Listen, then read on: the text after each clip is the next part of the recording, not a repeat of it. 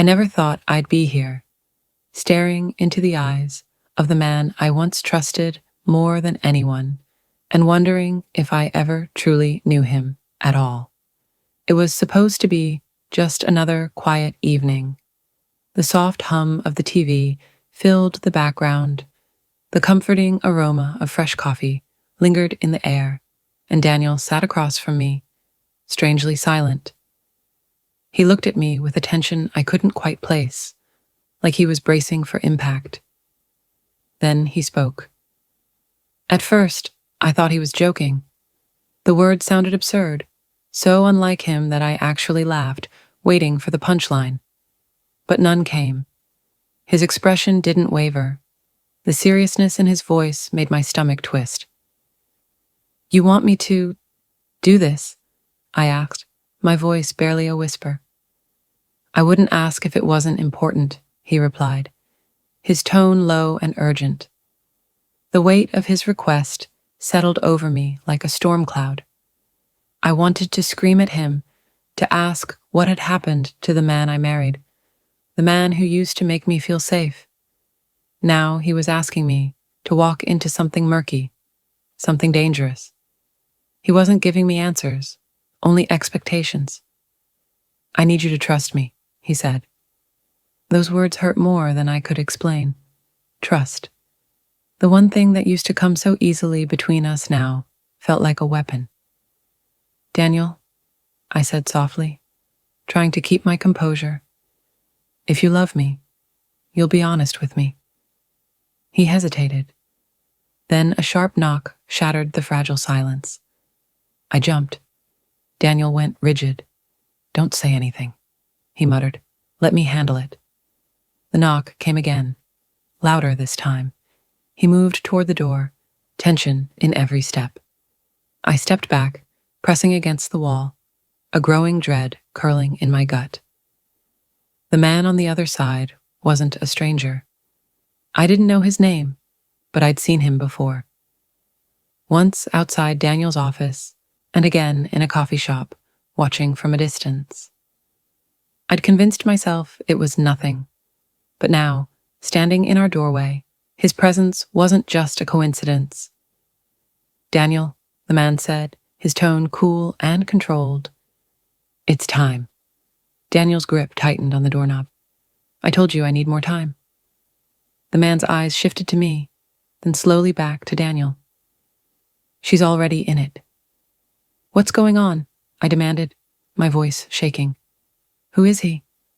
Daniel sighed, his voice almost inaudible. "His name is Marcus." Marcus stepped inside, uninvited, like he owned the place. "You didn't tell her?" he asked, amused. "I thought you two shared everything." My world tilted. I turned to Daniel. "Tell me. Now." Marcus chuckled darkly. "Your husband made a deal, and now it's time to pay." I stared at Daniel in disbelief. "A deal? For what?" Daniel stood in front of me protectively. "I did it for you." The words knocked the breath out of me. "For me?" "Oh, sweetheart," Marcus said. "That's why you're not walking away from this." My legs weakened. "Daniel," I whispered, "what did you do?" He didn't answer. Marcus smirked. He traded something, or rather, someone. Daniel's shoulders slumped. "It was supposed to keep you safe. I thought I could fix it before it got this far." Marcus cut in. "You thought wrong." The horror of it hit me like a punch. I wasn't just collateral, I was the deal. Somehow Daniel had handed me over without ever telling me. "You don't have to accept this," I said defiantly, turning to Marcus. "I never agreed to anything." "You can refuse," Marcus said with a shrug, "but that just means he pays instead." I looked at Daniel. I already knew what he'd say. He'd never let me take the fall for him.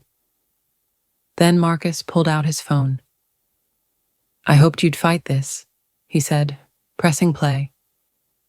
My own voice filled the room, stitched together in a grotesque mimicry of agreement. My words, taken from conversations, strung into something incriminating. You edited this, I said, horrified. Marcus didn't deny it. Doesn't matter. To the people who need to see it, you've already consented. And then he left, just like that. Silence fell. Daniel finally spoke. We'll fix this. But I wasn't sure we could. The video, the deception, the secret deal, it had all taken something from us. Our safety, our peace, our trust. Did you really do it for me? I asked. His eyes softened. I'd do it again if it meant keeping you safe. And that terrified me more than anything. Because love that sacrifices everything without permission. That's not love. It's control wrapped in good intentions. I walked to the window, watching the taillights disappear into the night. We were free for now, but the cost had already been paid in silence, secrets, and lies. Whatever came next, I would no longer be just someone's trade. This time, I'd choose me.